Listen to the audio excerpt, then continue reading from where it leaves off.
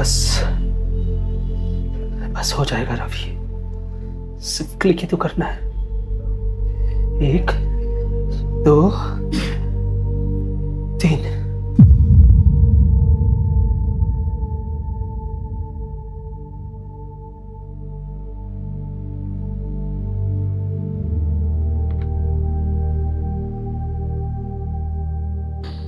मुझे नहीं पता ये वीडियो कब या कौन देखेगा,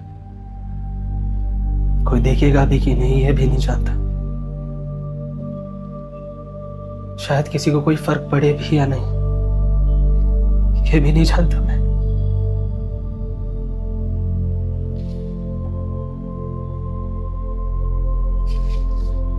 पर अब बस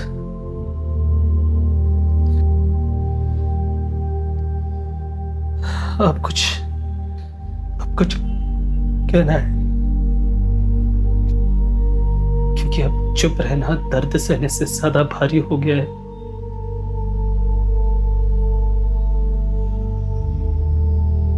मैं रवि राइटर था, वो या नहीं पता नहीं, लेकिन बस पर मुझे लगता था कि ये एक वक्त था जब मेरे शब्द मुझे बचाएंगे। फिर एक दिन वो चली गई, कोई लड़ाई नहीं, कोई झगड़ा नहीं, कोई ड्रामा नहीं, सिर्फ एक लाइन, रवि तो मुझे थका देता है। पता है उस दिन मुझे ऐसा लगा कि मैं अपने जिंदगी का सबसे फेवरेट चैप्टर पढ़ रहा हूं।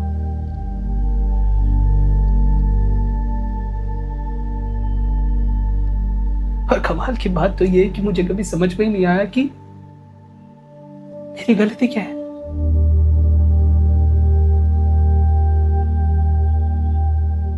लेकिन जवाब तो मुझे मिला ही नहीं। रवि,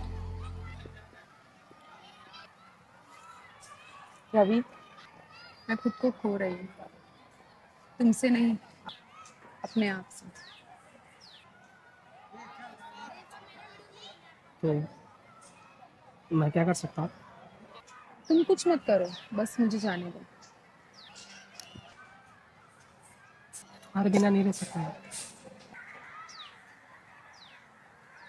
और मैं तुम्हारे साथ नहीं रह सकती।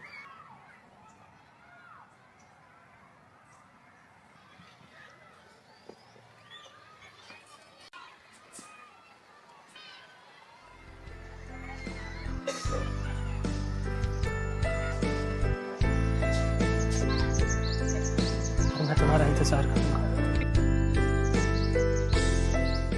यहीं बैठ कर, हमेशा।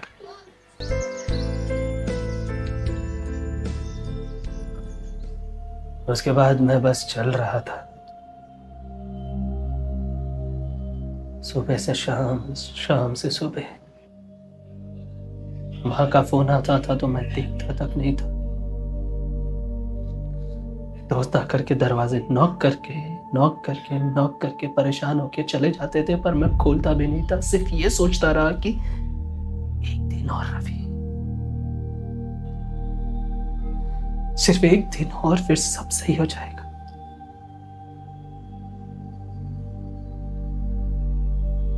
पर वो एक दिन एक महीने में कब बदल गए पता ही नहीं चला।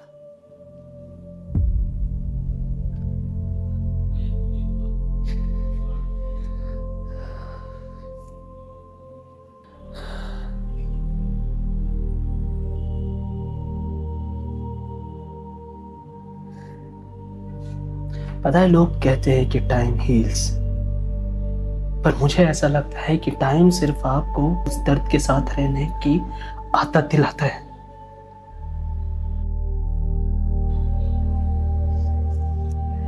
फिर एक दिन ब्लॉग खोला तो एक कमेंट था कि तेरे शब्दों ने मेरी जान बचा ली। पता नहीं उस लाइन में, उस कमेंट में ऐसा क्या था कि मेरी सांस वापस आ गई। ऐसा लगा जैसे मैं अकेला नहीं हूं। शायद मेरे शब्द मेरी कहानियां किसी की जिंदगी बदल सकती है, किसी की जिंदगी बचा सकती है। हाँ,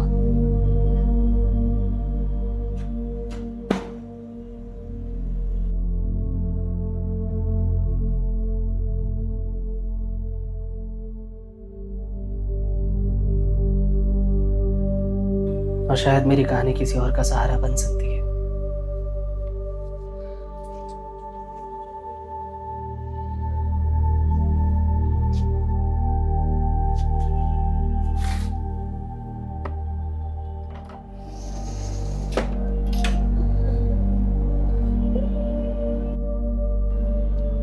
मैं जिंदा हूं और मैं लिखूंगा, चाहे एक इंसान ही क्यों ना पढ़े, पर मैं लिखूंगा जरूर।